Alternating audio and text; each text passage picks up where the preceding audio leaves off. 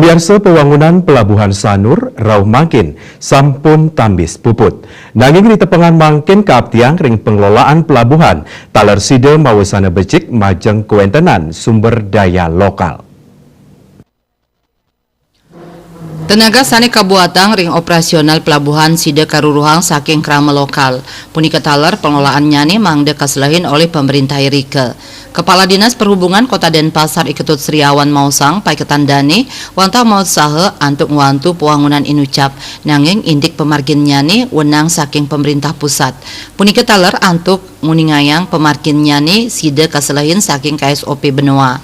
Paiketan dani ngaptiang ringgala pungkuran ring pemargi operasionalnya nih sida ngawigunayang SDM daerah napi malih kualitas SDM ring widangan Sanur miwah Kota Denpasar kekantenang sida antuk katedunang ring kahanan inucap sani mangkin pelabuhan Sanur masuk kategori pelabuhan pengumpan lokal. Sedurungnya nih Menteri Perhubungan RI Budi Karya Sumadi muali nyelehin ring puangunan fisik pelabuhan Sanur ring tengahing bulan Oktober sani lintang. Seselah punika ring sajeroning mastikayang kualitas miwah realisasi fisik sampun anutin sarang tetujon. Pelabuhan puniki pacang sida nampung 6 likur kapal sandar antuk soroh kapal wisata miwah bobot pini akeh 116 GT.